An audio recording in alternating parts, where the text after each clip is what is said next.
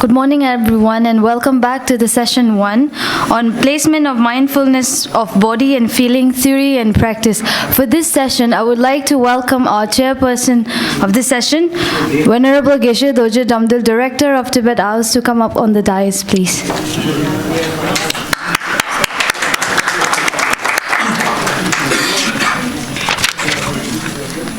Thank you, Geshe-la. Now I would like to welcome our speakers for today's session. Venerable Geshe Ngao Sonam-la from Office of His Holiness the Dalai Lama. Venerable Geshe Tenzin Hladun-la from Giant Chilling Institute of Dharamsala. Professor Saswati Muthusudi, former head of the Department of Pali, University of Calcutta. Please come up on the dais. And finally, Professor Ujjwal Kumar, Associate Professor from Pali Department, University of Calcutta.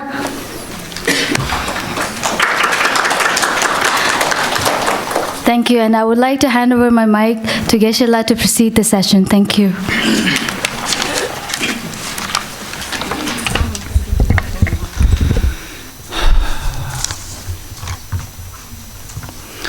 Okay, well,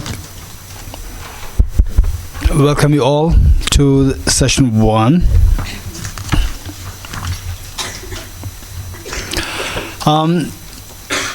As you know, from this morning's the keynote speakers and the Professor Esther Bhatt's presentation, and then towards the end, the Honorable Minister Kalyangkama Geliyutullah, his presentation. From there, we get an overview of what is the Satipaṭṭhāna Sutta all about, the 4 mindfulnesses, or the placement of the 4 mindfulnesses, or the presence of the 4 mindfulnesses. So there, the basic idea from, if you are totally new to this concept, the 4 mindfulnesses, you can see that somebody having a good ground of the approach to the total fearlessness of nirvana and the infinite happiness of Buddhahood. There we see that the mindfulnesses, if you have the basic framework of that teaching, of that path, then we can easily correlate with the 4 mindfulnesses. What in the Tibetan tradition, of course, it's not really Tibetan tradition. It was initially more like what was brought to Tibet by the great teacher Lama Tisha Dibangara Shiriyana, what is known as Lamrim, which is being practiced in all across the Tibetan traditions. Sakya, Kakyu, Nyingma, Geluk, Lamrim, the Changchu Lamdun.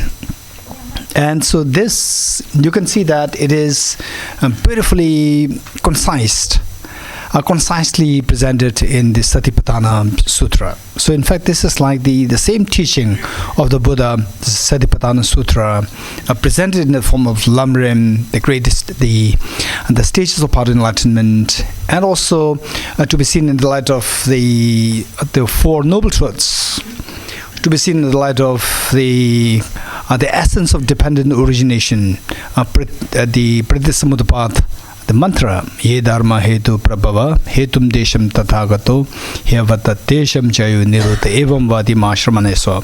We can see that there's a tremendous, and also the Salistamba Sutra.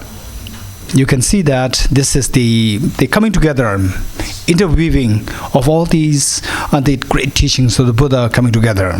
So with this in mind, the mindfulness as presented the first inaugural session, the four mindfulnesses, or the presence of the four mindfulnesses, or the establishing the four mindfulnesses, so there the mindfulness of the body, then the feeling, the mind, and the phenomena. Okay, I'm not going to elaborate on that. So we see that the first session is we split the four the mindfulnesses into the body and the feeling, one, and the next the mind and the phenomena, one, and then the next on how we blended this whole concept of the Satipaṭṭhāna Sutra with the Salistamba Sutra, with the dependent origination mantra, and so forth. So we see that this is going to be a very beneficial the manual for practice.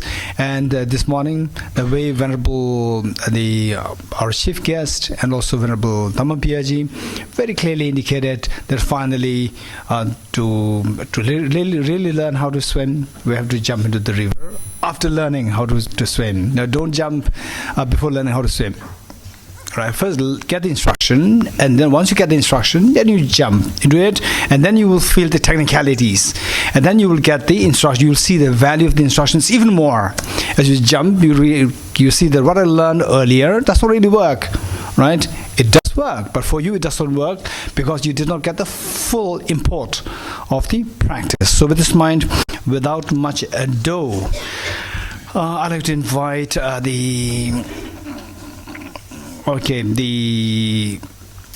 first let me invite Gishingawa Sonamla. Gishingawa Sonamla, I'd like to quickly introduce him. Gishingawa Sonamla, he completed the PhD, the equivalent PhD Geshe degree, Geshe Dharma degree from the Sera Monastery. And then he's exposed to the modern education as well as the traditional education in Buddhism, and a great scholar. I know him so well from like the last many years. And then he is also he has been serving as the translator of His Holiness the Dalai Lama. He's very keen. He's very proactively keen in the practice. A great scholar himself, plus a practitioner. This is something which is so beautiful about the scholars. So can be a great inspiration for many of us. And then we will see that. Okay, so we have Geshe Samla first. He's going to give the presentation on, of course, from the Mahayana point of view. So as earlier speakers presented, that's very true, that the Buddha did not teach that, this is for the Mahayana, this is for the Theravada, there's nothing of such kind. But eventually this is the human psyche, human nature, that the divisions into the traditions cannot be avoided. There's something invariably happening everywhere in the world, everywhere in the traditions. So therefore, how the later commentators, they would understand it in the context of the particular location, particular place, time, and the audience, and so forth. So let's hear from Venerable Geshe Ngawasumla about the mindfulness of the body and the feeling from the point of view of the Mahayana tradition. Okay,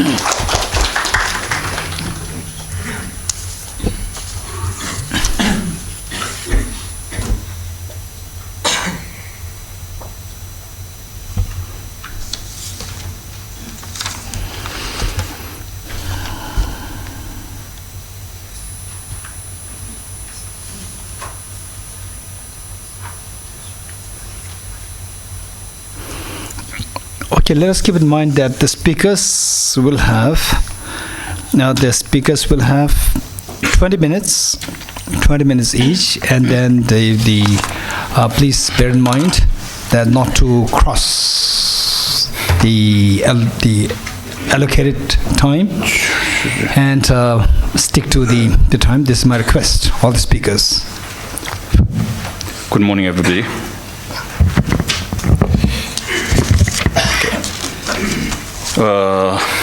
And thank you very much, Kishudoji Ramdila, for the introduction, although I feel it's a bit exaggerated in a way. Nevertheless, I'm happy to have been invited to attend this conference on Satipaṭṭhāna Sutta. So I thank Tibet House and organizers for this conference, and also for inviting me here. So the topic that we have here is placement of mindfulness on the body and feeling. Actually, there are 4 different kinds of mindfulnesses, and I'm going to talk about the first 2 ones. The first 2, sorry.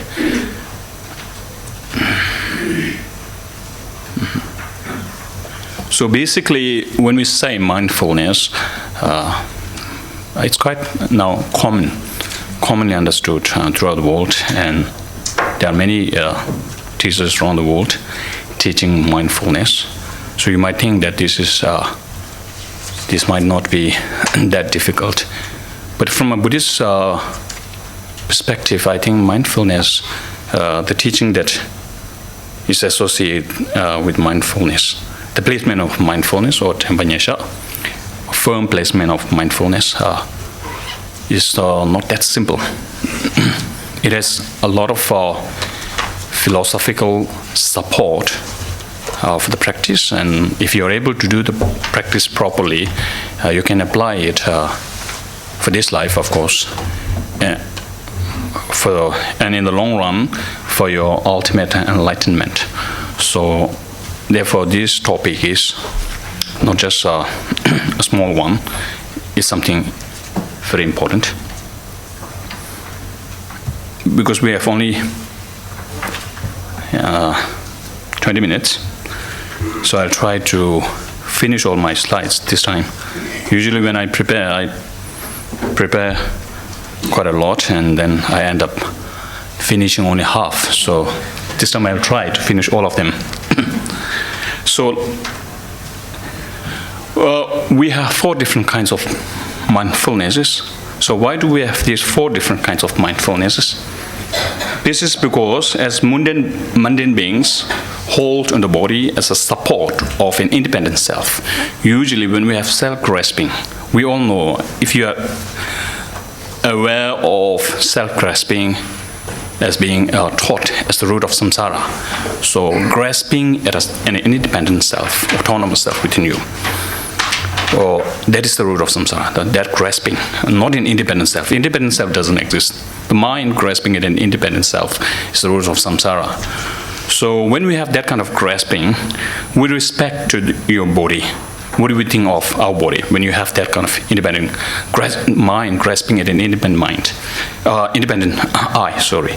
We grasp at the body as, or hold onto the body as a support or the basis within which resides the independent mind. So, mind is important. And then we have different kinds of feelings. So, the indulgences of this independent I are the feelings. All right.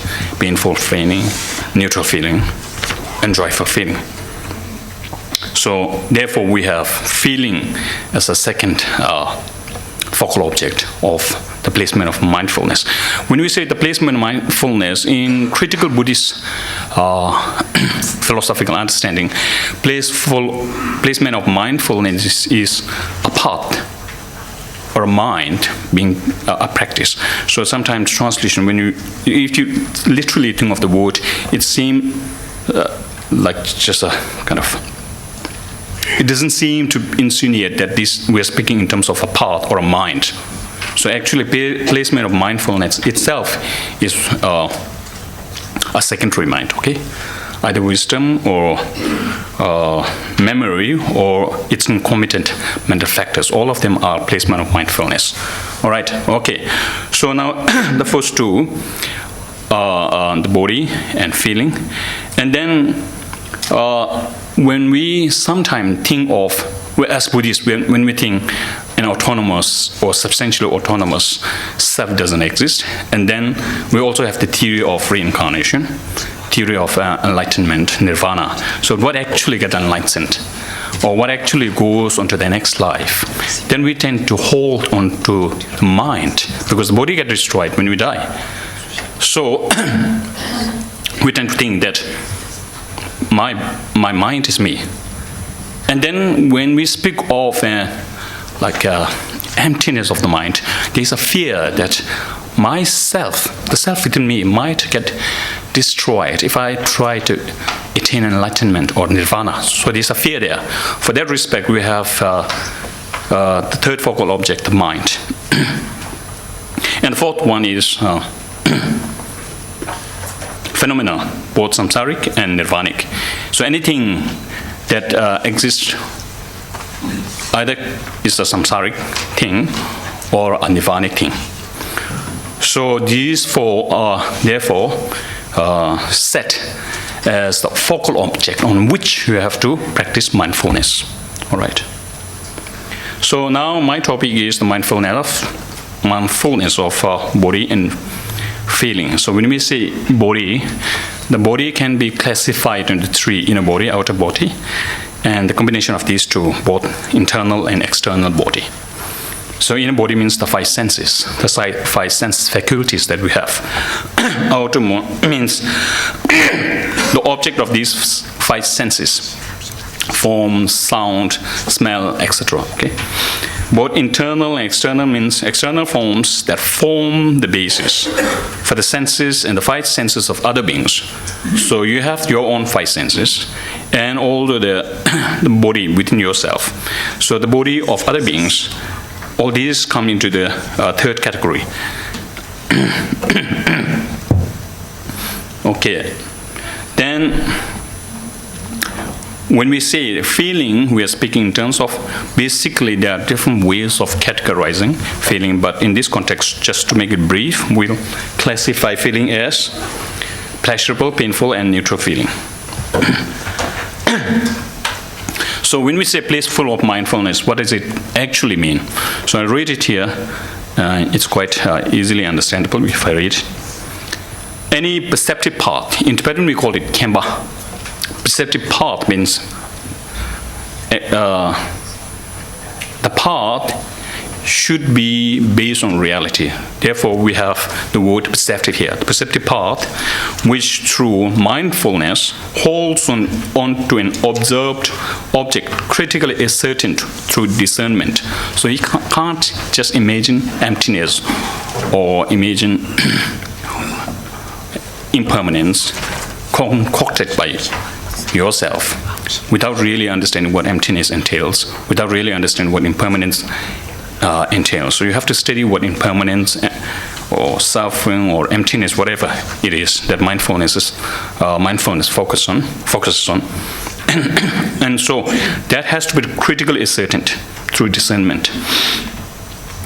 And that which falls into the category of view. So when we have the practice of path to enlightenment, there are two kinds of paths. One is view.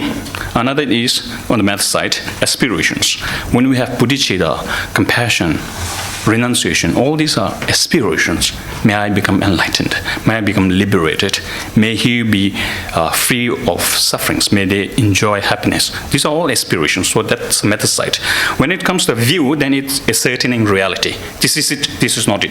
So that kind of mentality is what we call as view. So mindfulness is a view part and not a method part. It's called placement of mindfulness. So this makes it quite clear.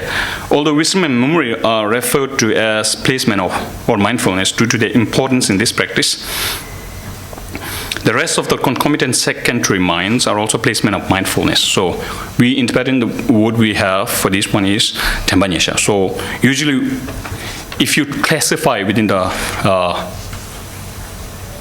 51 mental precepts or secondary minds, and we have 51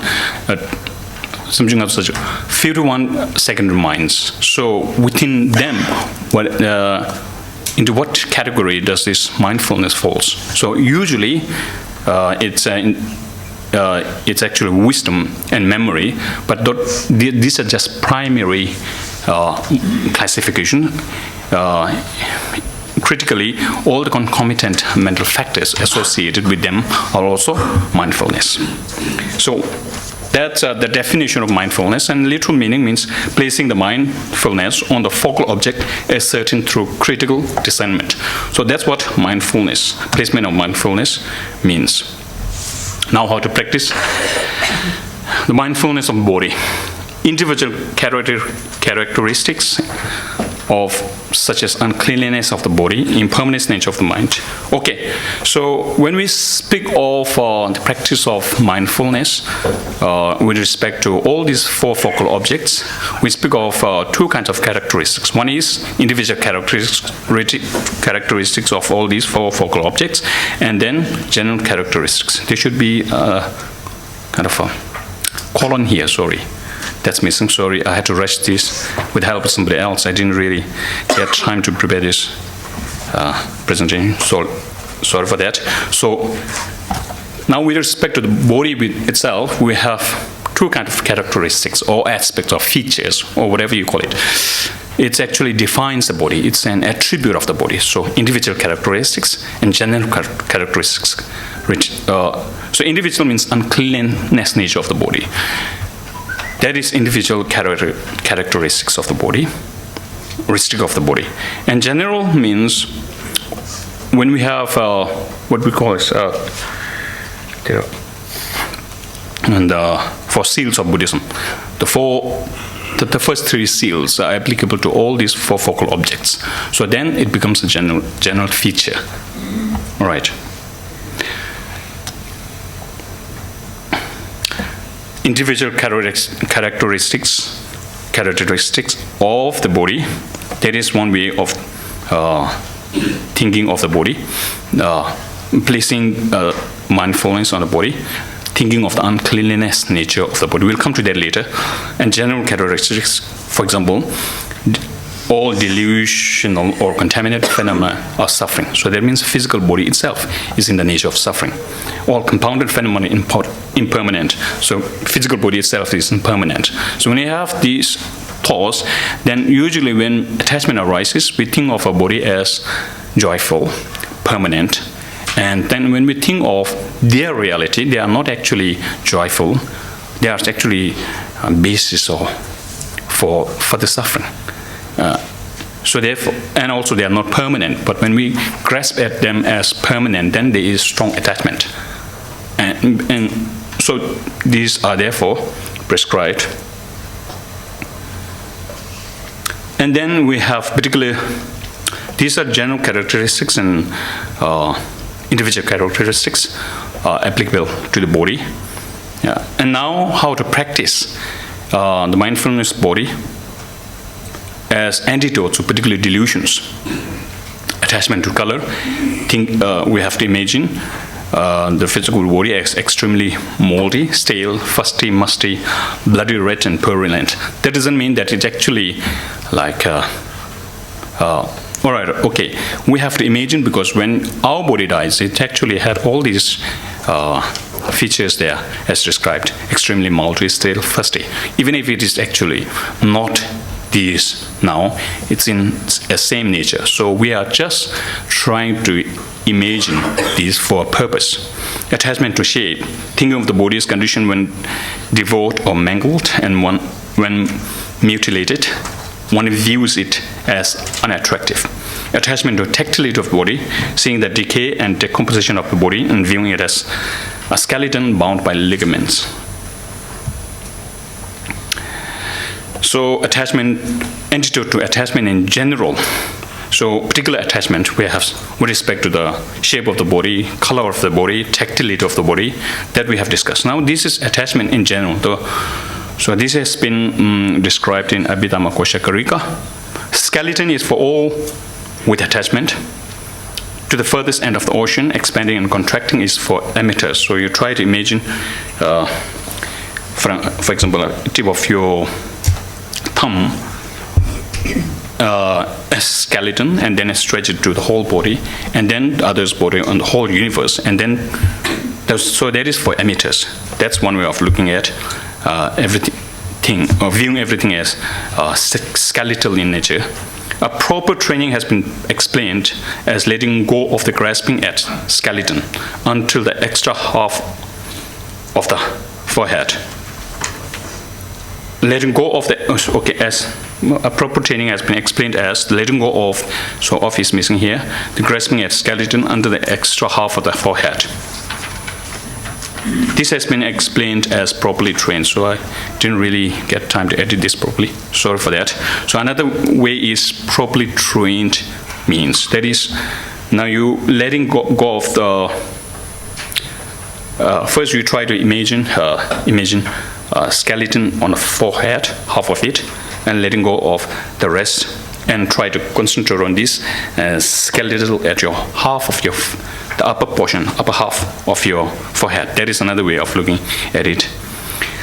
And third one is by holding at a point between the eyebrows, holding on to it to the mind is called complete. So there are three kinds of views of looking at the skeletal nature of the body. This is actually, this focus has been taught not just to view the body as suffering in nature, but also for concentration. General concentration, which ultimately will lead to karma abiding. And then, and now with regards to attachment, we have covered briefly how we have to view our body. Now with regards to speculation, we have usually, when we are taught mindfulness around the world, people usually teach the first one, counting. So counting your breath, focusing on breath, breathing in and out, being one, and count 10 times. So that's one way. Sequential entry means you from your forehead until the tip of your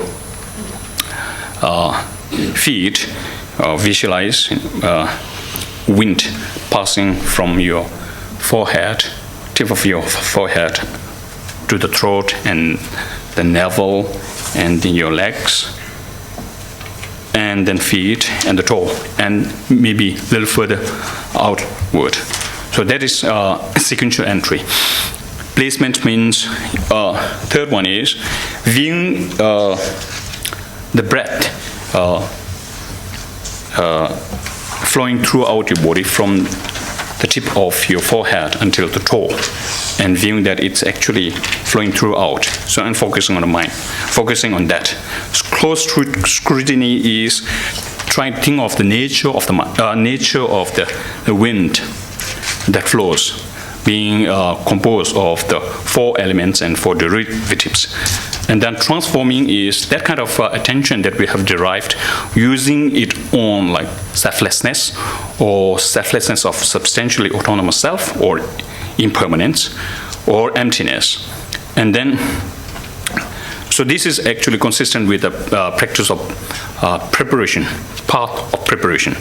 And the fifth one for perfecting is that attention that you have somehow accumulated or trained in, using that attention to focus on the objects of the path of seeing and meditation.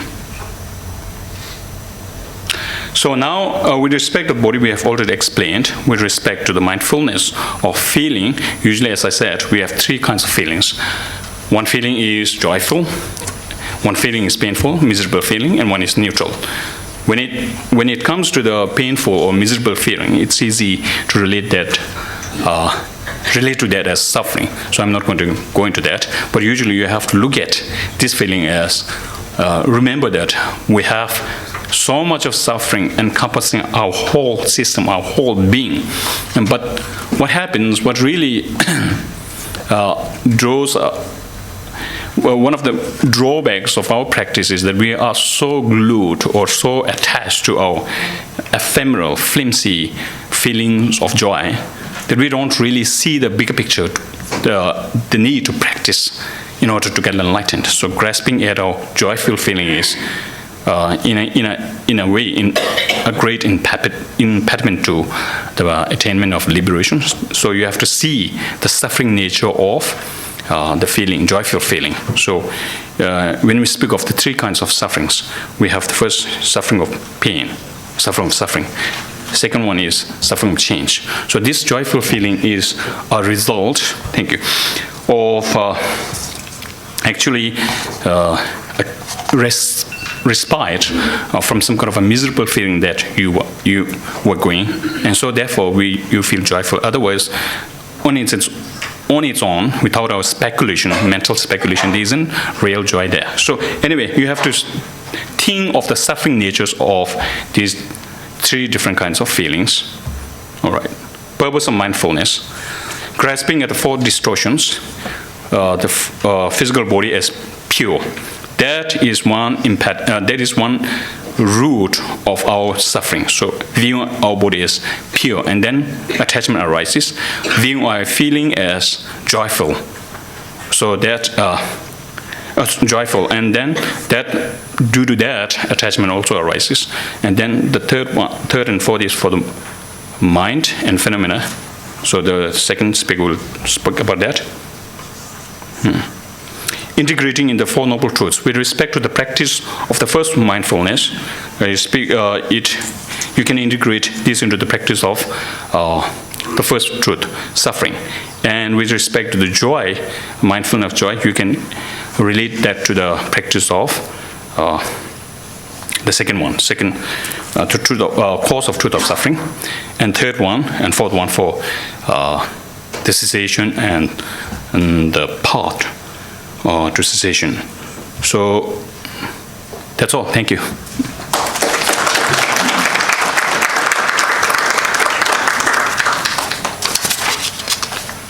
Okay, thank you.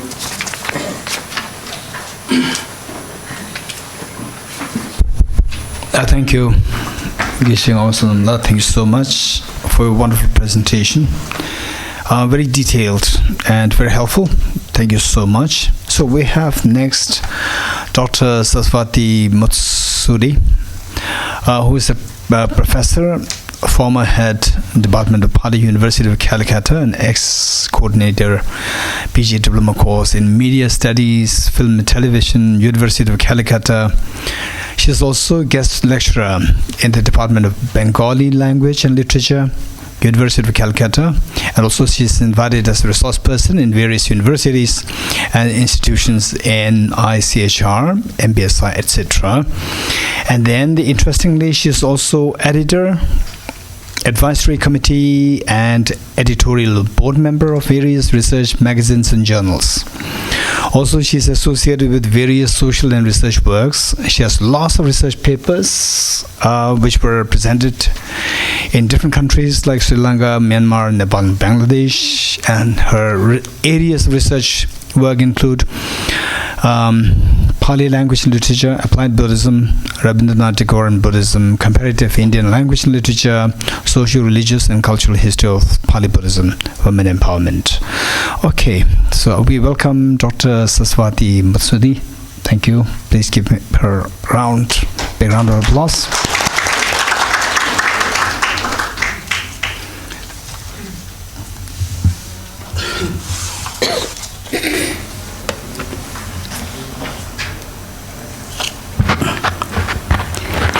Respected Chairperson, Venerable Damdulji, respected Bhikkhu Sangha and Bhikkhuni Sangha, most respected Professor Bhatt sir, Professor Lalan Singh sir, Professor Asanga Tilak Ratne sir, and my friend Rana Purushottam ji, Ujjal Kumar, and many other dignitaries presented here. At first, I would like to convey my gratitude to the organizer of this conference of Tibet House for inviting me. So my paper is on placement of mindfulness of body and feeling, theory and practice as a part of 4 mindfulness teachings of the Buddha. So as we know that the mind is described in Chitta Vagga as impulsive and unsteady, also difficult to control and to restrain. Fandanang chapalang chittang durrakhang dunnibarang ujung karoti medhabi ushu karang tejanang. The wise one trains his mind to be upright as a fletcher, stainless, and arrow. The mind or chitto of general people are like this. So, 4 mindfulness teaching of Buddha is very essential part of human being as well as modern society. It is included in the Pali Satipaṭṭhāna Sutta of Majjhima Nikaya as well as Digha Nikaya Mahasatipaṭṭhāna Sutta. And just I am giving a brief introduction of Satipaṭṭhāna Sutta as an Majjhima Nikaya. The Satipaṭṭhāna Sutta deals with the 4 Satipaṭṭhānas, namely to keep watch over a body, kaya, sensation, that is Vedana, mind, chitta, and phenomenon Dhamma. Buddha in this Sutta proclaims that only these Satipaṭṭhānas may lead to the purification of mortals, and so he advises the bhikkhus to practice mindfulness. Indeed, through the mastering of 4-fold mindfulness, one may overcome sorrow, lamentation, and evils of body, as well as mind, and having attained the right path, they may realize Nibbana. Thus, this long sutta, which is presented in a lucid manner, may be considered as the cornerstone of the whole of the Buddhist system of self-culture. So this is the theory actually which is described in Satipaṭṭhāna Sutta. So what is the practice of this kind of Satipaṭṭhāna? Teaching of Satipaṭṭhāna, rather practice of Satipaṭṭhāna is Vipassana. Vipassana is Satipaṭṭhāna, to get things clarified, to understand Dhamma in deep level. Relating to the direct words of Buddha gives guidance how we should practice. It is very important sutta given by the Buddha. There are 3 aspects of Dhamma, rather 3 important steps of Dhamma, which first called is Pariyatti. Every word is so interesting. It is adequate knowledge or sufficient knowledge of the teaching at the intellectual level. When I heard something or read something, the words of the enlightened person is Pariyatti. One was heard the word of enlightened person is called Pali Suttva. One was not hard at all, so difficult for this person to understand what the Dhamma is, sectarian philosophical belief, or maybe ritual, maybe religious ceremony. He can never understand, for his Dhamma is just a Buddhist or Christian or Hindu religion. Dhamma will understood by this person. Dhamma is law, truth, the natural law which is universal.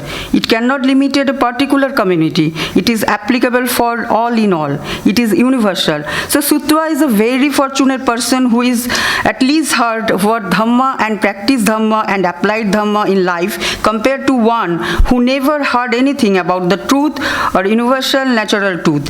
He is confused because he never heard even Dhamma. One who is heard certain fortunate compared to person who but merely hearing or reading the words of an enlightened person is not enough. It is very good to give inspiration, very good to give us guidance so that we start practicing. If we will not do practice, we feel satisfied, even read, it then becomes a devotional game for us or a devotional satisfaction. Therefore, every sutta, everyone was heard the words pure Dhamma must start practicing, and for this word is Patipatti. Sufficient intellectual knowledge of Dhamma is Pariyatti, and Patipatti is the practice of Dhamma. When we heard Sutta Supatipanna Bhagavata Savaka Sangha, the Sangha which is Savaka is a Suttva. The Sangha was heard the teaching of Buddha. Now they start working on the path Supatipanna properly, which is taking final goal to our full destination. Without Patipatti, Pariyatti alone cannot take us to the final goal. By Pariyatti, by listening Dhamma, one start understanding, yes, I must live the life of Dhamma or morality. I am a human being, and a human as a social being, one is to live into the society with members of the family. How to live? One should not disturb the people around, therefore should not perform any action which hurt other being. I should abstain from killing, from speaking lies, abstain from taking intoxications or stealing, or rather abstaining from backbiting, abstaining from speaking, wasting my times, taking any type of intoxicants. I also understand the words of enlightened person, and also understand by abstaining such unwholesome actions, I am not obliging others. I am actually obliging myself, because each and every time I perform my unwholesome physical or vocal action which goes against the interest of others, I cannot perform such actions unless I generate a tremendous amount of impurity of my mind, craving, greed, ego, aversion, hatred, some impurity of the other. Then I perform physical or vocal action which are unwholesome, and when I generating impurity in my mind, I will started harming myself. So for this is I must live a life of morality. Shil is very important for me for understanding that, but then only for Patipatti, actual practice, it becomes very difficult, because unless one has control one's soul mind, one cannot abstain from such unwholesome actions, despite the effect that one understand for intellectual level that such action is noble for me, noble for others, and yet because one is no master of mind, keeps such unwholesome actions, therefore one learns how to control of mind. We can start practice samadhi, Patipatti, Supatipanna, we started working on the path. The second important section of Dhamma, first we have said that it is Pariyatti, which is the theoretical knowledge of Dhamma. Second stage of Dhamma is Patipatti, the phase on proceeds on the path properly as an enlightened person wants to proceed. We can control our mind in different ways. If we are not control our mind properly, then controlling of the mind will not taking to the third step, that is Potivedan, that is piercing, penetrating. We can develop our samadhi in such a way that the mind gets concentrated by observing the reality, that we are experiencing the reality pertaining to ourselves, pertaining to the mind matter phenomena. We start working with aspiration, which is religion to the both mind, the matter. As we proceed further, we notice that we could very large talk, a very big accumulation of complexes of impurities deep inside, and although we are learning to control our mind, and although we try to abstain from one whom some physical and vocal connection, yet from time to time these accumulating inferiorities come upon the surface, and to get over, well, again we are overpowered. So we have to reach that depth to take impurities out, that is Pativedan. We have to witness the truth at the deeper level. There is a truth which we call Panyati, that is apparent truth, is it appears to be so, it seems to be so. This Panyati is apparent truth has to be removed, so we are able to witness the ultimate truth. This is possible. If we remove the curtain which does not allow us to witness the truth behind the curtain of the apparent truth is the barrier. We have to cut the apparent truth, penetrate, remove, that is Vipassana. Explanation. Panyati thapetva visese na pasati ti vipassana. Panyatte Thapatta, removing the apparent truth, removing the curtain of the apparent truth, we start moving towards the ultimate truth. The ultimate truth pertaining to the material structure, I myself, the ultimate truth pertaining to the mental contents and beyond this mind and matter, the ultimate truth of Nibbana, the eternal truth beyond the entire field of mind and matter, and this is possible only by this Pativedana, moving piercingly, penetratingly the apparent truth which manifests itself, it very solidifying, dissolving and dividing in, dissecting it, you move towards the ultimate truth pertaining to the matter, mind, mental contents, then piercingly, penetratingly, we pierce the entire mind and matter, and then we can witness something to be beyond mind and matter. The practice of Pativedana, the piercing punya, the piercing wisdom, which is vipassana, these take a final call for full of liberation. So, Pariyatti, Potipatti and Pativedana, these 3 steps will cover the entire universe of wisdom. Then we can say Sutta Maya Panya, and when we heard something about wisdom, it is not pure wisdom. Somebody else wisdom, we heard it.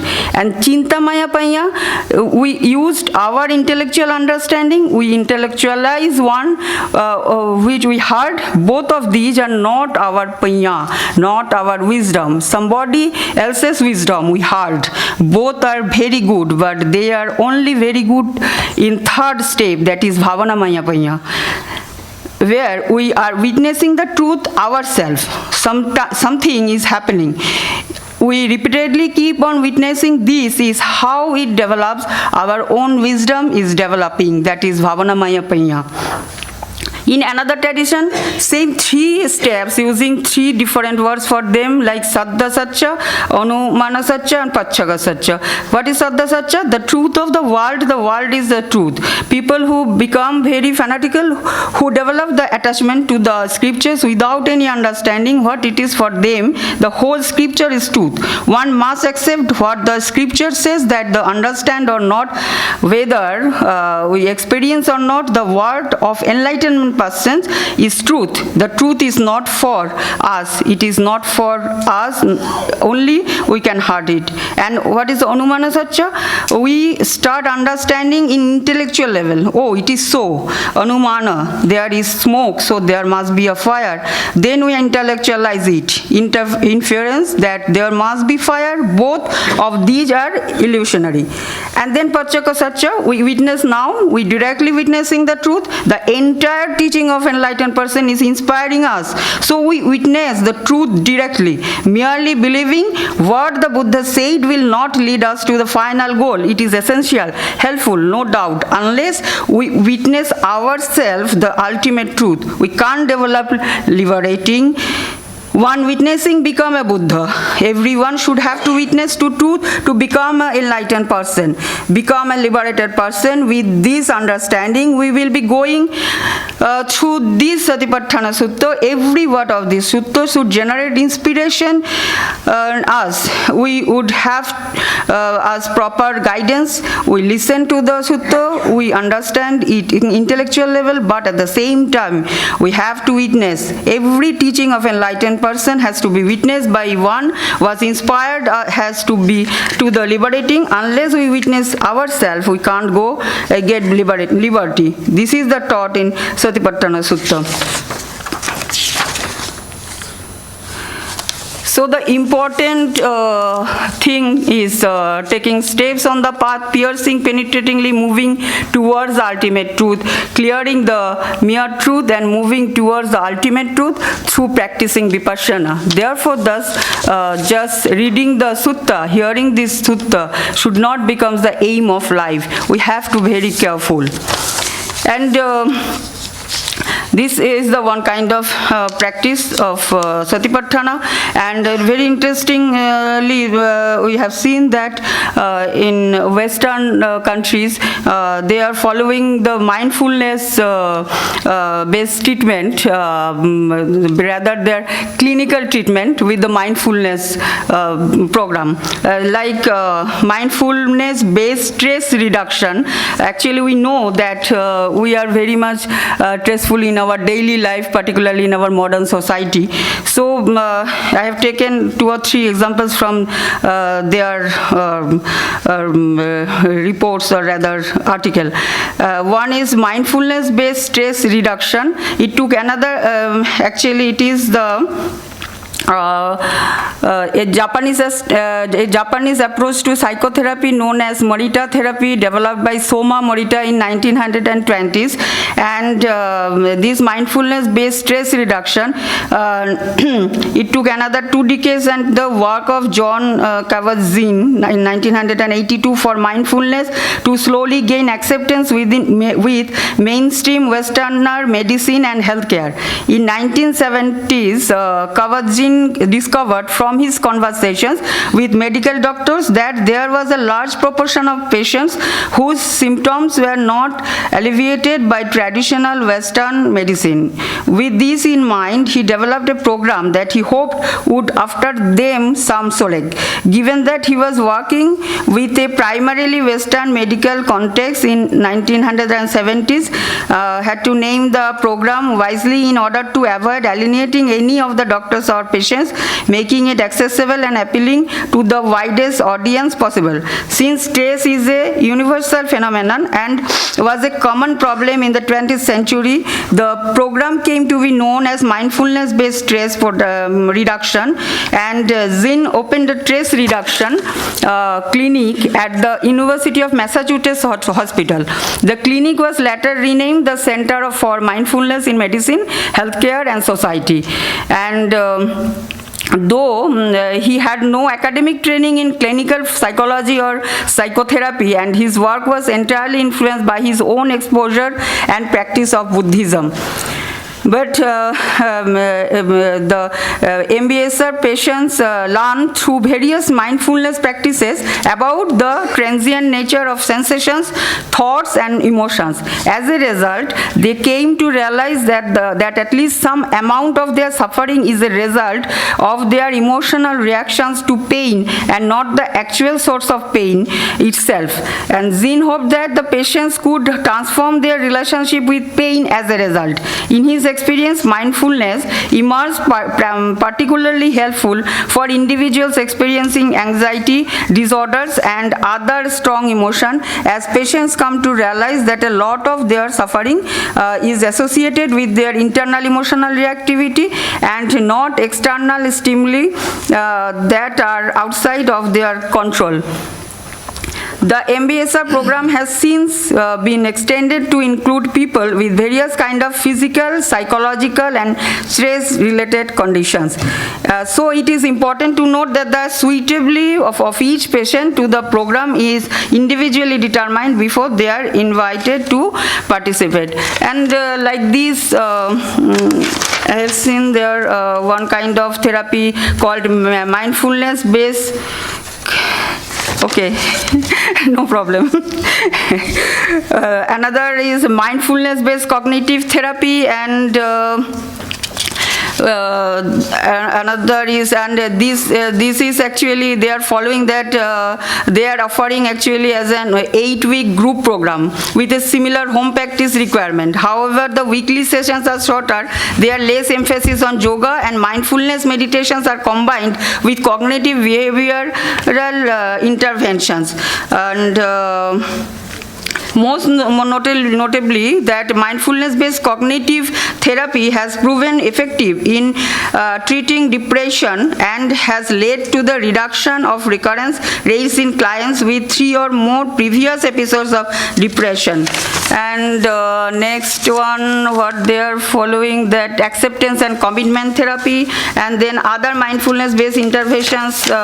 Very interestingly, that mindfulness-based eating awareness training they are doing, and then mindfulness-based mind fitness training also. Anyway, actually these examples from our Western society, but I don't know whether this type of therapy is rather clinical mindfulness is actually we have in our country or not. So if not, then we have to start it. Thank you very much.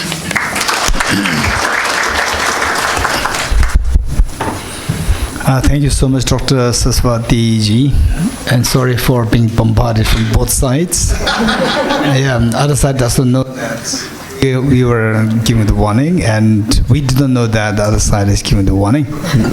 In a way, finally you suffered. Very sorry for that. And thank you for a very enlightening talk, particularly relating to the contemporary situation, what is happening there in the West, pertaining to the information which originally came here in India, and now how that is being used in the Western clinical sense, denomination. Okay, thank you so much, very helpful. Now we have the next speaker, Venerable Geshe Tenzin Lhotun, and most of you, I'm not too sure if you're aware of what this Geshe is. Geshe is a doctoral degree, and Geshe Ma is a female, the candidate or female scholar who did her doctoral degree in the Tibetan Buddhist scholarship. Okay, so for information, in fact, it is just a little digression, yet helpful, is that in all the traditions, across the traditions, Buddhism, non-Buddhism, we see that since the heritage, like the inheritance, very unfortunate that gender discrimination was happening all over, and then the Buddha very strongly advocated the equality of the gender, which is something revolutionary. And then His Holiness the Dalai Lama,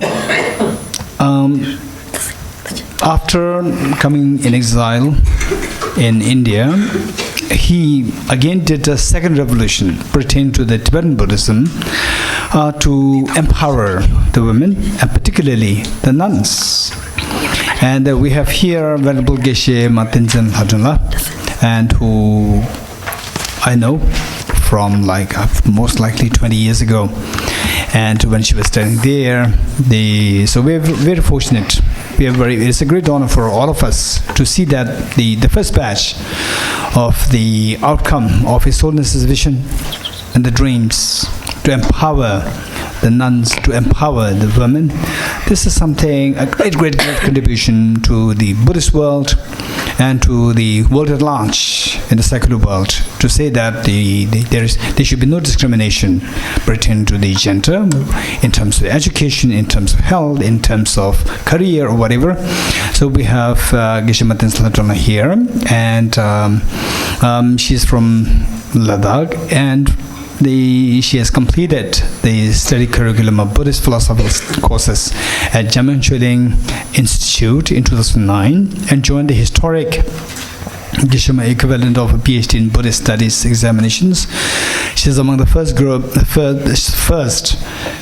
in the group of 20 Buddhist nuns in Tibetan Buddhist history to receive the Geshe degree or the PhD degree from His Holiness the Great 14th Dalai Lama in December 2016 at Debong Monastery in South India. So we're very happy and looking forward to have more of the high quality, the scholars from the section, from the nun section, from the section of nuns and the females, in pertain to the Buddhist, the Nalanda tradition, and likewise in the Theravada traditions as well. Let's pray that many more of the nuns and the females come up. Okay, so I hand over to Venerable Geshe Tenzin Lhotun and 20 minutes.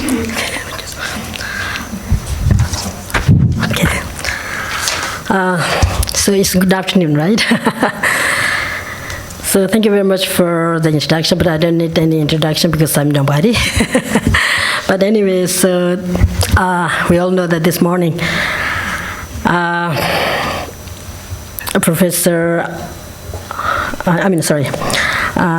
the guest of honor and the chief guest, and then the chairperson in Geshe Dojademdula, who is my teacher in IBD in Dharamsala, and all the scholars, learned practitioners, students, and friends.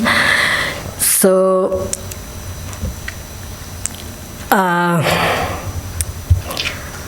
the importance of this conference. I found it's really, really important. And so we are here together discuss about the Buddha's teachings, right? So when you're talking about the Buddha's teachings, it's not really for Buddhists that everybody knows. I mean, it's not really for Buddhists. It's for the humanities. So I'll just try to speak about, my topic, which is mindfulness of the body and feeling. So most of the point that I was thinking of going to express actually pointed out by Geshe Sonamla. So I just tried to do something differently, and yesterday and today, this morning, I was just debating myself whether I should really speak in English, or I have prepared one in Tibetan language, because which is quite familiar to me and more comfortable for me, because my English is I just learned from here to there. So I don't have really good terminology, vocabulary to speak in English this kind of topics, which is very, very important topics. And when you say a four close placement of foundation or foundation of mindfulness, when you say foundation, so the foundation has to be really, really stable, right? Otherwise, nothing will, build on. So the four foundation practices, which actually taught by the Buddhas, and I think it's a Buddha taught not for the Buddhists, it's for all. So it come to, but then if you go to the very, very detailed and subtle level, of course there are some differences out there. Not everything is one, and there are some people who use this kind of terms. They said, one teacher, many traditions. I like this kind of term. So Buddha have taught in the teachings that according to the people mental capacity. And the same as when you study in school and college and university, and then finally we get the PhD.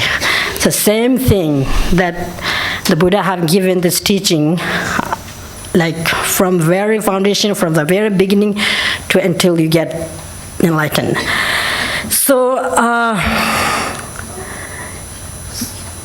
where it mentioned, the Buddha have mentioned about the four foundation practices, the four close placement. I don't know, I can't really get the kind of specific sort of reason what does it for placement mean, but anyway, four foundation of mindfulness training. So when you're talking about the mindfulness, be mindful with everything. So if you are really mindfulness, what do you do in daily life actions, morning to the evening? And here you have mentioned only four, where you mentioned, the Buddha have mentioned in the Prajnaparamita Sutra, and I believe it's actually common for both Theravada and what do we call it, a Mahayana tradition, or a professional wisdom vehicle. So it's common for both. It's common for all Buddhists. Whether you say a Tibetan Buddhist or Chinese Buddhist or Japanese Buddhist or Theravada Buddhist or whatever, it's all common. And then when we study at our nunnery and most of the Tibetan monastic institution, and we study the whole thing, and then especially in Prajnaparamita Sutra with this quotation which is I have listed here. You can see there. As far as the sutra teachings are concerned, Subhuti is in Tibetan we say a Ramjurgi Sewa, and then the Buddha reply, and the Buddha, Subhuti asks, blessed one, it is like this. This perfection of wisdom is the perfection of close placement of mindfulness, and then there are four of them, right? Buddha replies, body, sensation, mind, and phenomena. And Miksumepa, which here translated imperceptible. So when it comes to that, then there are subtle explanations that we can go into details. So then out of the four, I should speak about the first two, which is body and feeling. So what is body? We have to ask about this question, right? What is body? the hand or the man. And then, of course, it's kind of common. It's a body which is, you have like 5 different forms. I mean, there are 3 bodies that you could say, Chi Lu, Nangi Lu, Chinangi Lu in Tibetan. So like a body, like external body, eternal body, and then both. So what are there? And we have to find out, and we have to identify each of them, and then we have to make some analyze what is it. And then the body, which is in my abstract, you can find like I want to point out some the filthiness or the dirtiness of the body, but I think I'm not going to go there because we have got the precious human body. Of course, it is dirty, it's a filthiness, and it's because we have to find the reason from especially from the Pramana Vartika. So our body, whether it's externally, eternal, or both, it's dirty, it's ugly, it's filthy, because the causes. We have to find the reason that in Pramana Vartika it says like the reason, because we have got this body because of ignorance, attachment, aversion, all the afflictive emotion. So then it go to the second. It have the relation between the body, the mindfulness of the body, and the mindfulness of the feeling. So you need to come to the feeling. They have like so many different types of feeling, but we have like mainly 3. Right? So the pleasure feeling, and then suffering feeling, and then neutral. And then how these feelings arise. So like a pleasure feeling, the root causes are ignorance. So because of the ignorance, ignore for the true nature of reality. I mean the true, how can I say? Because we don't know the reality clearly, because of ignorance, because of we are taking rebirth in samsara again and again, because of we have lack of understanding the emptiness and interdependentness and the true teaching of the Four Noble Truth and the 12 links, and which is the Buddhist teaching in perfection of wisdom. So we don't understand the correct view, and we are holding the wrong view. Because of that, we think that the external object, even though it's dirty, it's like ugly, it's like a change, but we see it's really, really beautiful, or really something's very cherishable. So you can't really live without that. So because of that ignorance, we get this attachment and attachment, really, really strong kind of attachment. It's because of that we do all sort of action, and we are creating bad action, like bad karma for that. And because of that, we take a rebirth in samsara again and again. So because of that, in that sense, our body, which has come from ignorance and aversion and attachment, so that's why, we have to think about, I think, like when you come to the, or like a beginner, especially like me, in a beginner person, when you practice about the 4 foundation of the mindfulness, body, speech, and mind, body and feeling, and then mind and the phenomena, we have to go with most of the easier way to think about the grosser level of body. We have to recognize what is the grosser level of the body and then the subtle level of the body.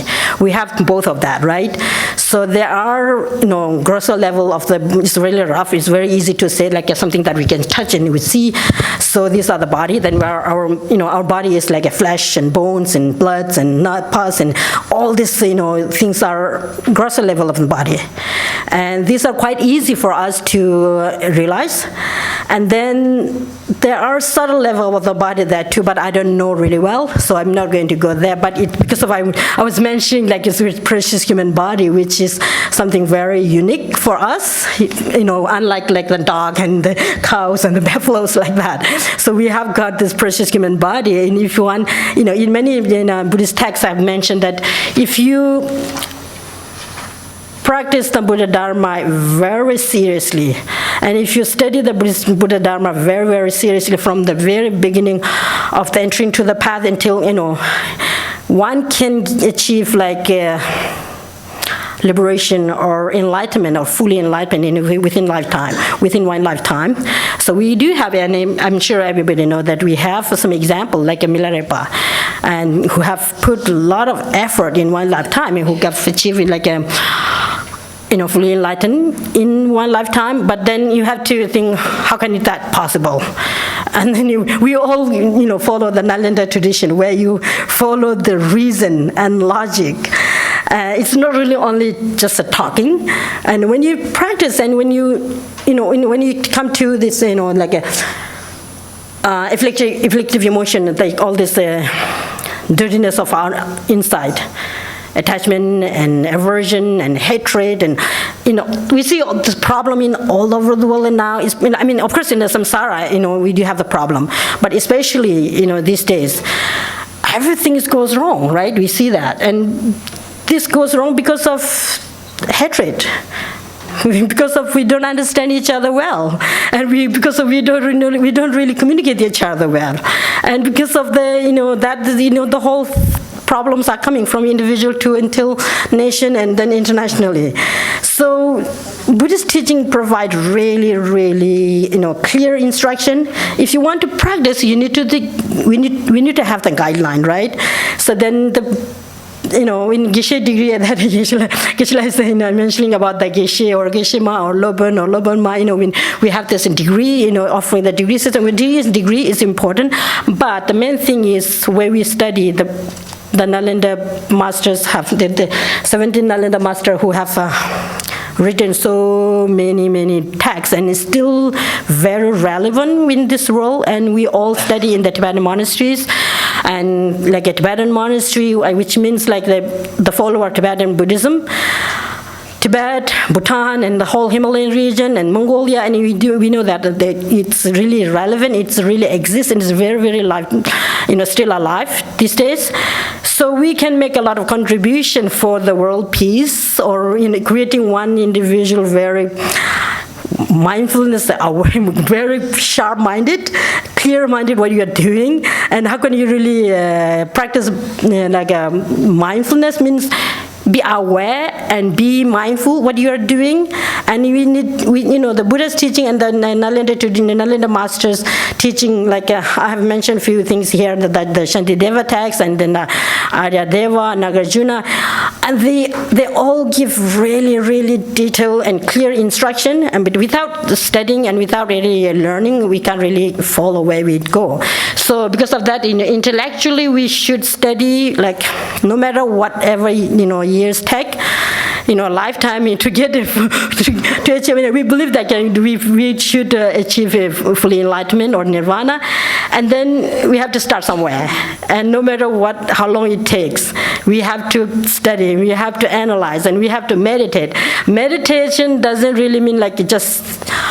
Of course, there are different levels, and as I mentioned earlier, that Buddha have given like this teaching according to the people, the followers' mental capacity. Some people are not really capable to receive like some higher level of teaching, like emptiness or something like that.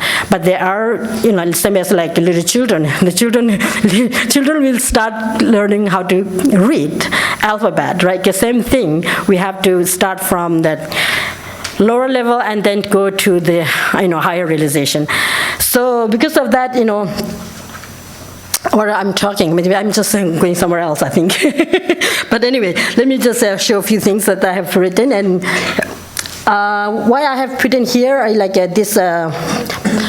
The quotation, the sutra, which is the Buddha's in own word, which is in one of the Professional Wisdom Sutra. We have the Tibetan translation with the Professional Wisdom Sutra, like 16 volumes altogether, right? 16, and like the vast one, which is of 12 volumes, and then the middle one have 4 volumes, and then the short one have 1 volumes and 80,000 verses, right? And it's mentioned in one of that.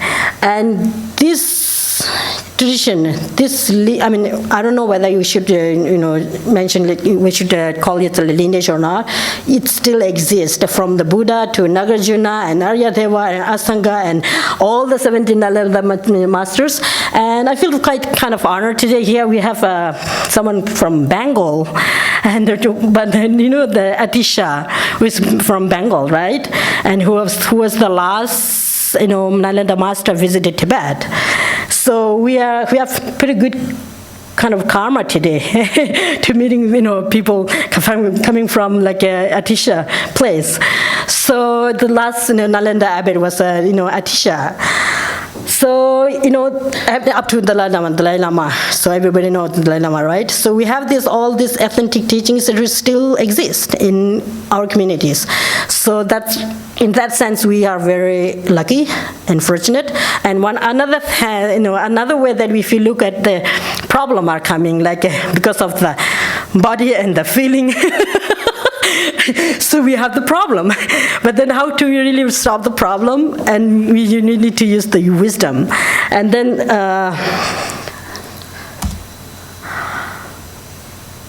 I found from Google, it's quite helpful. So what is we said like the close placement of mindfulness practice. In Tibetan words, it's Tempa Nyewar Shakpa. And in our way of educating is we have to define first the subject, the topic. What is mindfulness means, the definition, and then how many different types we have. So the definition for the close placement of the mind, the close placement of the mindfulness practice. It's mentioned in the textbooks that I follow, the Deepung Losling Iksha. A yogi experience of bodhisattvas infused with wisdom which meditate on both the specific and general characteristics of body, feelings. Here feelings, a sensation, whether it's sensation or not. In sensation, when you come to the sensation, it's probably sensory level of sensation or mental level. I'm not sure. I have to make more investigation in that. Feelings, we have the feeling of sensory level of feeling, and then also we have the mental level of feeling too, right? So in one of the Madhyamika texts have mentioned like I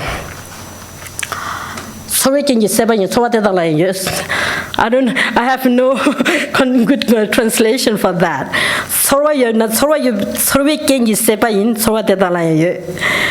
In this Madhyamika text.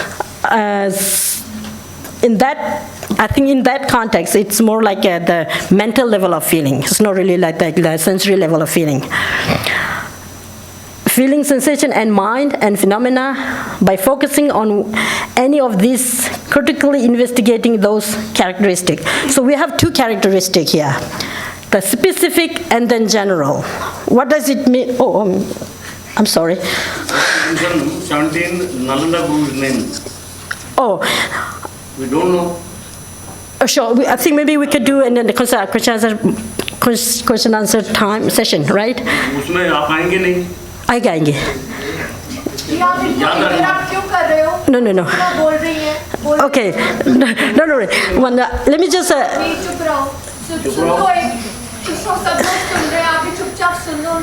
Okay. Anyway, let me just mention about what does specific means and what is general mean here. So specific means like the mindfulness of body, and then mindfulness of feeling, and then mindfulness of mind, and mindfulness of phenomena. So when you practice about the miyul, like the object, is the body.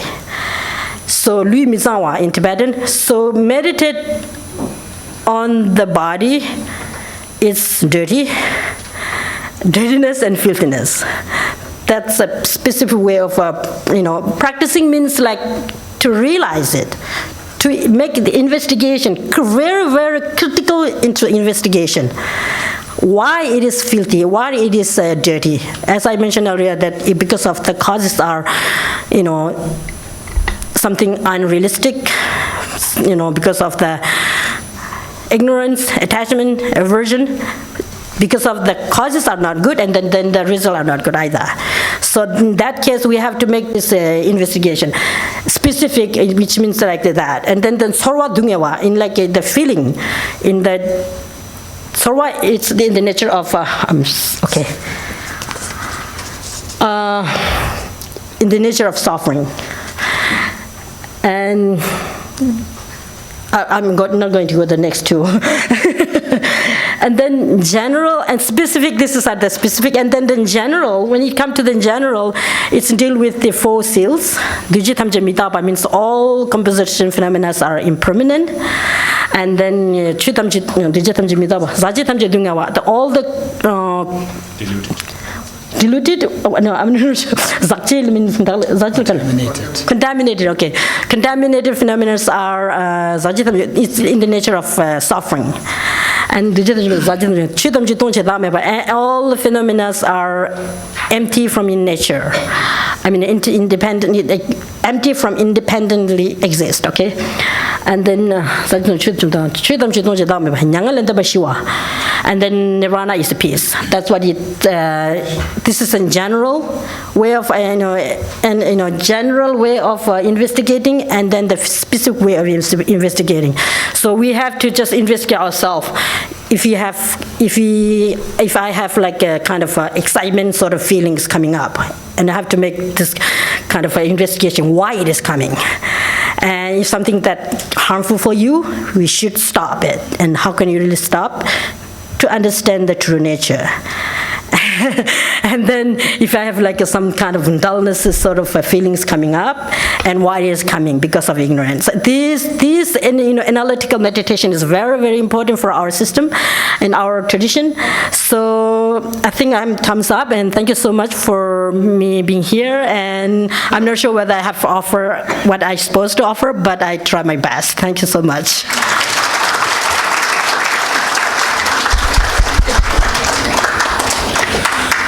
Thank you so much, Venerable Geshe Ngawasonamla. Thank you so much. And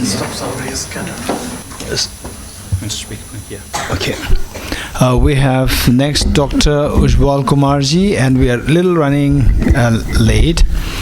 Dr. Ujjwal Kumarji studied at Banaras, Pune and Hong Kong University, and started his academic career as an assistant professor in the Department of Pali University of Pune, where he served from 2006 to 2016. And then Dr. Kumar has done extensive work in the field of Pali Niti literature and has published 3 books related to the same. And presently, Dr. Kumarji is head of the Department of Buddhist Studies, University of Calcutta, Kolkata, India, and convener of the PhD program of the department. Okay, Dr. Kumarji, so you have 20 minutes. So I'm thankful to the organizer, Venerable Geshe Dorje Damdulji, for giving me this opportunity, and also allow me to speak from this dais to sitting here, because my material are very scattered, so I just went to the proper dais. Actually, I have prepared my paper in Hindi, and I hope you will bear with me, though I will try to establish my point, what I'm going to talk in this lecture. First of all, I just would like to know that in Pali literature, I'm a student of Pali, so my entire lecture is focused on Pali, and only from the theoretical point of view, not from the practice point of view. So my lecture is only theory. Don't expect any practical information from me. So please also forgive me for that. As you know that, as the earlier scholar has said, that we have information about this Satipaṭṭhāna Sutta, or generally known as Mahasatipaṭṭhāna Sutta, in Digha Nikaya and also in Majjhima Nikaya. Yeah, of course. But this sutta is also found in the Samyukta Nikaya and Anguttara Nikaya. Especially, I just highlight here you the Anguttara Nikaya. There is one work called Achelak Vagga of Anguttara Nikaya, where the Buddha said that Tisso ima bhikkhve patipada. There are 3 types of patipada, O bhikkhus. Agalaha patipada, Nijjhama patipada, and Majjhima Patipada. We all are very much aware about this Majjhima Patipada, but we don't know about this Agalaha Patipada and Nijjhama Patipada. What is Agalaha Patipada? You could understand this Pali very easily. The Buddha explained that Nathi kamesu dosoti, so kamesu patabhyam apajati, ayam uchati bhikkhve agalaha patipada. There is no problem with the kamesu, the desire, sensuality. That is called agalaha patipada. And the last one I am just speaking, what is the Majjhima Patipada? As you know, that the 4 noble truths are Majjhima Patipada, just a very well known theory. But here the Buddha said that, Katamacha bhikkhve Majjhima Patipada, and he answered himself, Id bhikkhve, bhikkhu kaye kayanupassi vihirati, atapi sampajano satima vinayo, and all this Satipaṭṭhāna, and he said that this is Majjhima Patipada. So this Satipaṭṭhāna Sutta is also considered as a Majjhima Patipada. After this information, I think, just to see that Satipaṭṭhāna Sutta is available in all the Nikayas. So we can say that how important this sutta was at that time. One more thing is that you will feel very happy to know that, and I am also very thankful to the organizer that we are discussing about the Satipaṭṭhāna Sutta in the Kuru Pradesh. This was the place where seems to be that Buddha had preached this sutta. As you know that in the Kuru Pradesh at Kam Sadham Nam Kurunam Nigamo, Buddha preached this sutta. So the sutta was preached near in Kam Sadham, and supposed to be this Kuru is our this Delhi and the Haryana type of area. And we are again discussing this in this Kuru Pradesh. So it's really very fortunate. In this my paper, I am just concentrated on this Kaya Anupassana, and before that, I have just pointed out few topics which I am supposed to speak. Like the Buddha preached this sutta to the bhikkhus, monks. So are we householders supposed to practice the sutras or not? This is one question I will address. Second is that Buddha said that this is the Ekayano Maggo. This is the one marg. And again he said that Chattaro Satipaṭṭhāna. One is nominative plural, nominative singular, Ekayano Maggo, and Chattaro Satipaṭṭhāna is plural. So he said in Ekvachan and also in Bahuvachan. How this Ekvachan is Bahuvachan and Bahuvachan is Ekvachan. How this Ekayano Maggo is Chattaro Satipaṭṭhāna. This is the second question I will address. Then the number 4. It's very interesting. Why the Satipaṭṭhānas are only 4, not 5, not 3, not 2, 1, etc., etc. And then I will focus little bit on Kaya Anupassana. So, I am disorganized in my lecture, in my life also, so please bear with me. I will try to connect you. Okay. And I already said you that this paper is in Hindi I prepared, but I am speaking in English for one of my senior professors from Sri Lanka, Asankti Ratneji, and some of the foreign scholars. But maybe I will sit in Hindi and English. So please. One thing just I must also say that how you categorize this sutra. Do you categorize this sutra as a moral preaching or what? The commentator said that this is not a moral preaching, this is not a Naitik Updesh, but this is a sutra which said about the very importance about the sadhana. In Hindi, I just translated from the Pali that sadhana ki arthpurn gahrai batata ya Bhagavan ka diya hua sutra hai. This is not the Naitik Updesh, this is not a moral preaching. And this sutra is about discussing about the sati and how to establish the sati. This is the main thing. One more important thing. Here also some of the scholars discuss about this. Sati is vipassana.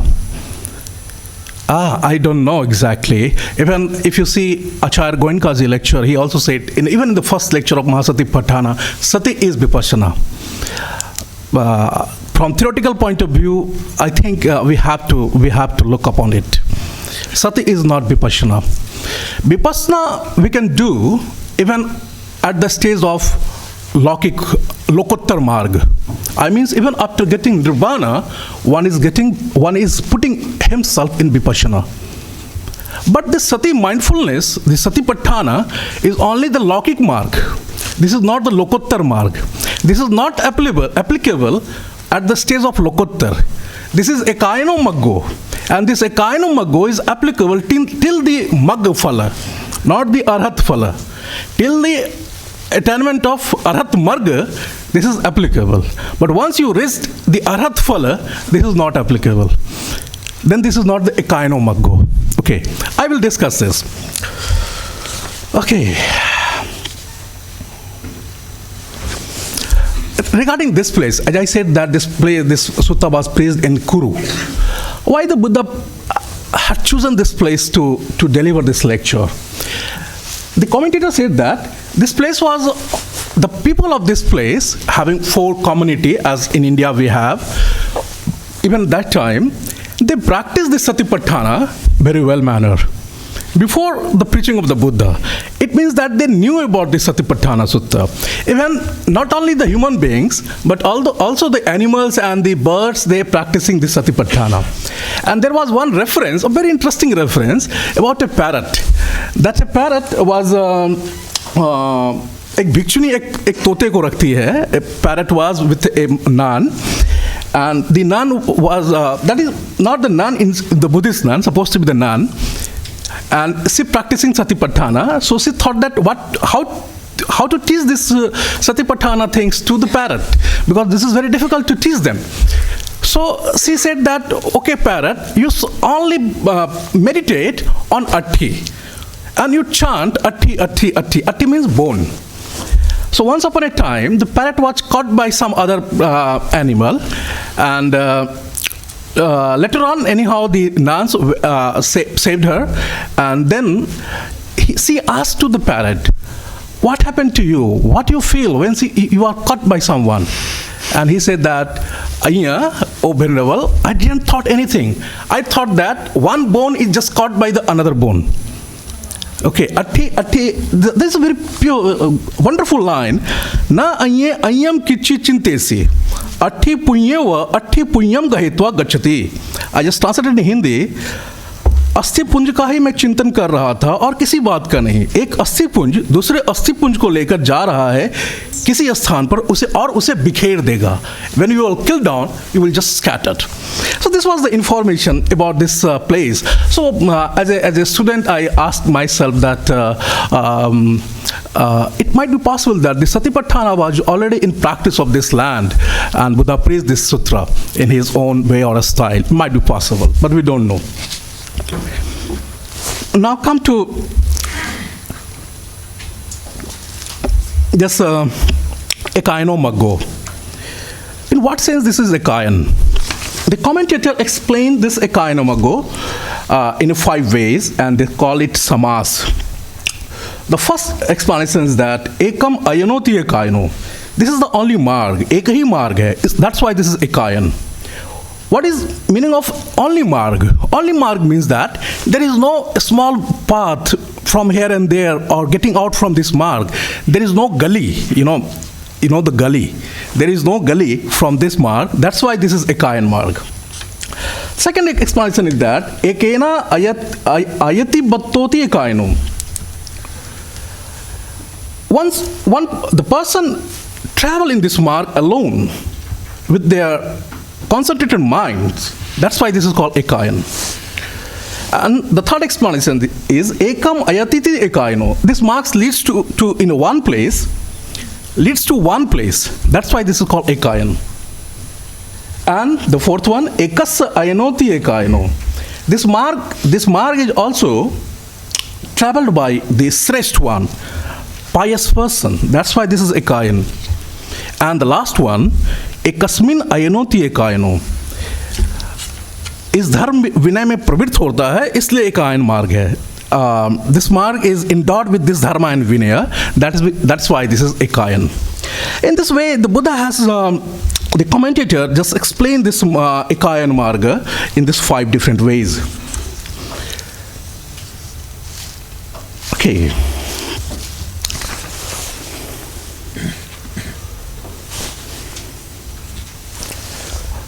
Now, as you know that, what is the meaning of marga? There are many words for the marga. In English also we call road, path, etc., etc. In Pali also we have different meaning, different words coined for the marga. But here this marg is used for the nirvana. That this marg, this ekayana marga, is leading towards nirvana, and that is called the marga.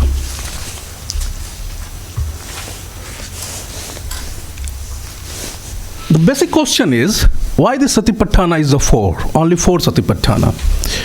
In Pali literature, we have also a reference of three Satipaṭṭhāna. Not only this four one. We have the three Satipaṭṭhāna. Tayo Satipaṭṭhāna.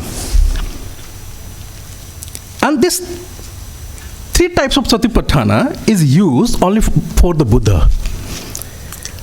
Tidha patipannesu savakesu satthuno patig anunay vitivattapi satipi. The explanation is that there are three types of disciples. तीन तरह के चेले होते हैं. एक जो गुरु को मानते हैं, एक गुरु को सुनते हैं और छोड़ देते हैं कि बकवास कर रहा है, और एक गुरु को सुनते हैं लेकिन वो समझते कुछ नहीं है. We have three types of disciples in our life. One, you in the class, he heard and went out. Other is heard, just think, okay, the professor is making time pass and went out. And fourth is giving concentration to you. The Buddha had also these three types of disciples.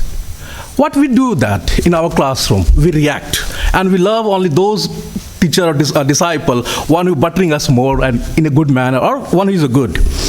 How the Buddha behaves? Buddha behaves in a very calm manner.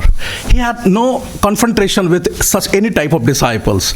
So in that case, for the Buddha's case, it is called Tayo Satipaṭṭhāna. And for us, the Buddha has given this four Satipaṭṭhāna. But why four? There are many reasons for this four and different explanation. The first, this is four because the four types of alambana. Four types of alambana, this is four. This is four because of four types of ahara. And also four because of Vedana, Chitta, etc., etc. Like for example, from the chewing foods, कबलिकार आहार से काया उत्पन्न होती है. We develop our body. From touching, we develop feelings. And from the different types of rupa, we develop chitta. And from the mansikar, we develop dharma. That's why this is four. So, again, there are different only 5 minutes. Not 20 minutes for me? Yes. It's okay. It's okay. Only. Okay. I have only 5 minutes, so only 5 sentences I will speak. Again, from the point of view of charita, character, there are four types of person. One is known as Manda Tanha Charita. Other one, Tiksha Tanha Charita. Third one, Manda Ditti Charita. And the fourth one, Tiksha Ditti Charita. So according to this charita, characteristic of the person, the Buddha has given this four Satipaṭṭhāna. So no time, so that's why I'm not explaining you. Again, why this four Satipaṭṭhāna? Commentary said that Subh, Sukh, Nich, At, Bhav, Vipalas, Pahanathanam Va. Subh, Sukh, Nitya, Atma Bhav Rupi, Vipralas, false views ko. To cut this false view, there are four types of Satipaṭṭhāna. Now come to my topic, which I am supposed to assign to speak. That is Kaya Anupassana. What is Kaya and what is the Anupassana? Again, you will see the sutra, Pali Sutta, Kaye Kaya Anupassana, Kaye Kaya Anupassi Vihirati. Grammatically, if you ask me, this is the wrong statement. Why for one practice or one thing, you are using two words, Kaye and again Kaya Anupassi. This is the Vyakaran, this is the dosa from the linguistic point of view. But Buddha didn't do any mistake. There is a purpose. And for this purpose, he used this kaya kayanupassi viharati.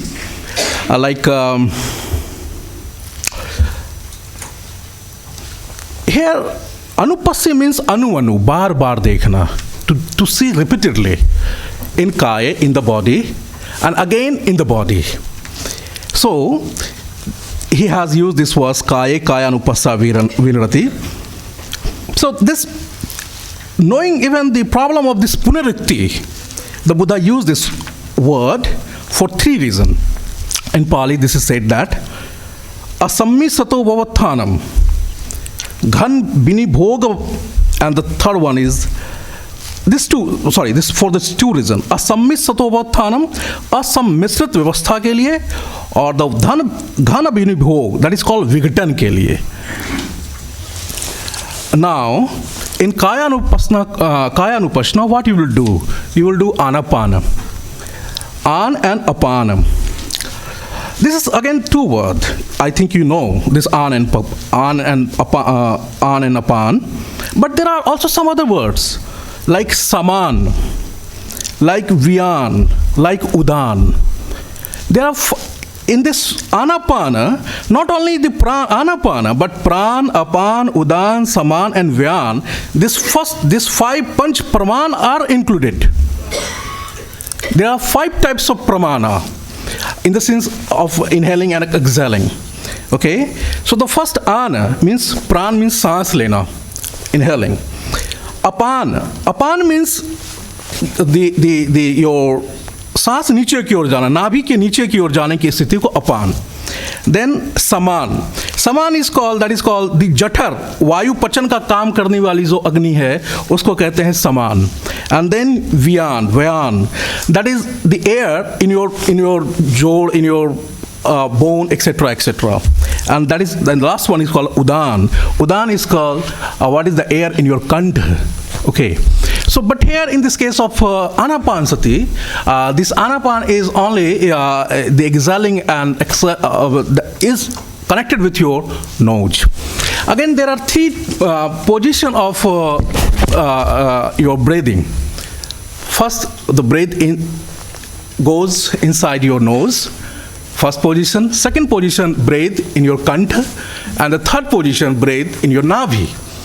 So at the time of anapansati, what you will do? Are you concentrate from breathing from the nose to navi? Commentators say that no. One should only concentrate the breathing only with this nose. Like a dwarpal. The dwarpal is standing outside the door. He is just looking, okay, you entered into the door, then fine, then he finished. He will not follow you. So you are not supposed to follow this anapana from nose to navi. You are just supposed to follow this anapana at the level of nose. And again, the Buddha explained that where you should practice the anapana. Venerable, you just stop me. I will stop. I have finished. And I'm enjoying my time. Can I speak one line more? Where you practice this anapana? Like the Bhante morning time, the Bhante had chanted in Aranya, in Vihara, where? And what is the meaning of these things? So, like Sunyagara. Can we consider this place as a Sunyagara? The commentary says that yes, you can consider the Sunyagara, even not only the gufa, but even your bedroom, a well-decorated bedroom, even if there is no one is there, that is a Sunyagara. So you could practice this Anapansati or this Satipaṭṭhāna in your bedroom too. And the one question I asked that, is this sutra is only for the monks? Answer is no. This is also for those person, one who is endowed with, one who is decorated with a lot of gold, etc., etc. It means also for the householder. So householder could also practice this sutra. So thank you, Venerable, for giving me this opportunity to speak. And thank you, Professor Asankti Latni, to motivate me to speak in English. Otherwise, I could speak in Hindi. So please, thank you to you to bear with this poor English and translation. Thank you. Thank you so much. In fact, my personality is to make sure that everybody gets the same share. and simply because that you are so passionate, then everybody we were sucked up in your talk. We are so happy, we enjoyed. We felt it's as though like it's like 5 minutes. Actually, it's 20 minutes. Yeah. Yeah, it is so passionately done, and we all enjoyed your talk so much. Yeah, thank you so much. 1:37 minutes. Yeah. Thank you. Okay, thank you so much. So basically, I'm sure that there are many questions coming up because that the whole discourse or the 2-day present conference is on the same topic as Satipaṭṭhāna Sutta.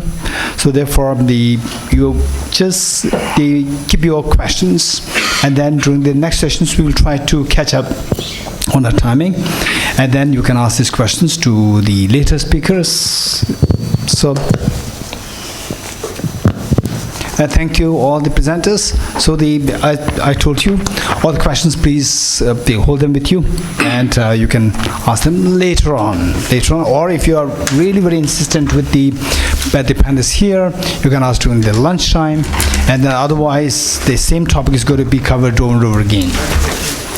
And thank you very much. And now I would like to request Professor S.R. Bhatt, former chairman of Indian Council of Philosophical Research, to kindly present the souvenir to our chairperson and respected speakers.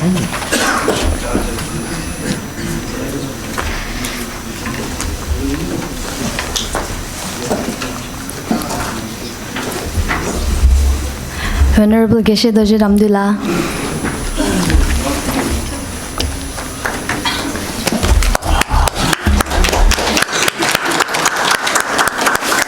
Geshe Ngaos Namla,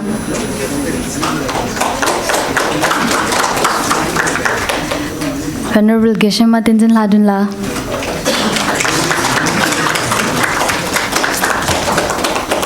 Professor Saswati Muthusudi ji, and Professor Ujwal Kumar ji.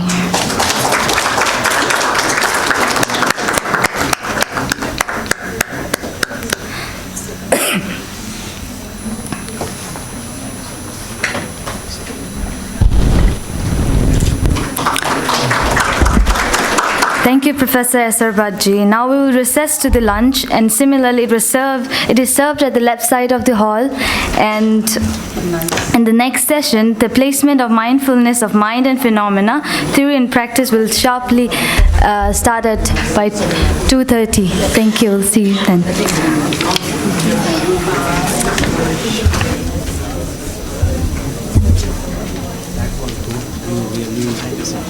Subject.